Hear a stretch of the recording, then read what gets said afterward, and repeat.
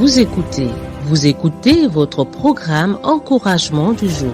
Vous écoutez votre programme Encouragement du jour. Bonjour, bonjour. Le sacrificateur ne sacrifie pas ses brebis, il se sacrifie pour ses brebis. Autour de nous, nous pouvons rencontrer ces deux types de leaders. Ceux qui utilisent leurs brebis pour leur propre gloire et leur propre confort, et ceux qui se donnent pour leurs brebis, prêts à payer le prix pour qu'elles avancent.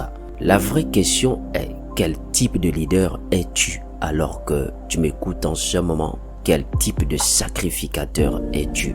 Aujourd'hui, beaucoup de sacrificateurs veulent être servis, être honorés, être placés en avant. Mais le vrai leader, selon Dieu, nous ne cesserons de le répéter, n'est pas celui qui écrase les autres pour monter, mais celui qui s'abaisse pour élever ceux qu'il dirige. Frère, ce matin, voici une vérité essentielle à retenir. Le sacrificateur est celui qui se tient debout jusqu'à ce que le peuple passe.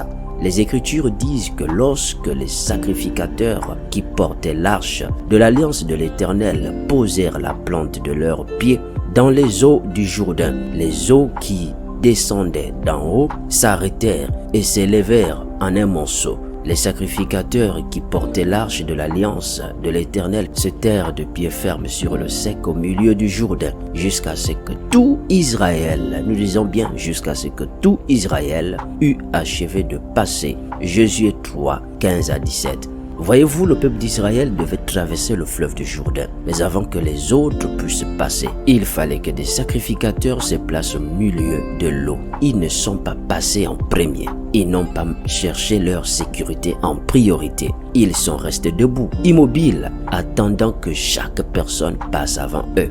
Aujourd'hui, combien de leaders sont prêts à rester dans l'eau tant que les plus faibles n'ont pas encore traversé? Combien de pasteurs, combien de responsables, de dirigeants sont prêts à se sacrifier pour que leur brebis avance en premier? Frère, un véritable leader est le dernier à partir, pas le premier à fuir. Jésus lui-même nous a montré cet exemple. Je suis le bon berger. Le bon berger donne sa vie pour ses brebis. Jean 10, 11. Un bon berger, un vrai sacrificateur, ne sacrifie pas ses brebis pour son propre confort. Il ne les utilise pas comme un tremplin pour sa réussite. Il ne fuit pas en premier quand il y a un danger. Au contraire, il reste debout jusqu'à ce que les plus faibles passent en premier, jusqu'à ce que tout le monde soit mis en sécurité. Dans un bateau en train de couler, c'est le capitaine qui doit être le dernier à partir. Oui, ce n'est pas au leader d'enlever son corps en premier.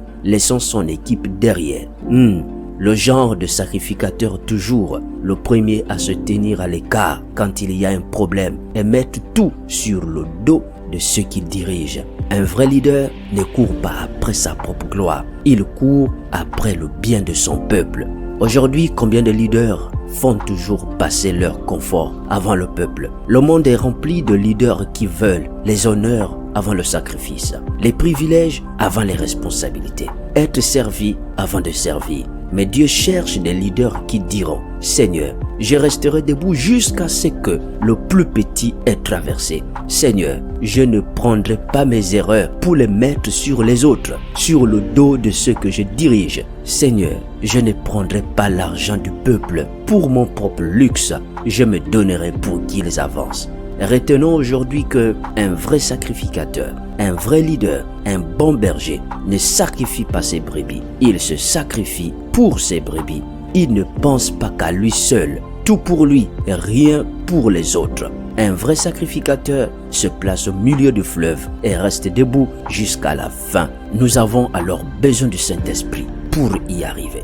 Demeurez bénis et partagez cet encouragement avec quelqu'un aujourd'hui.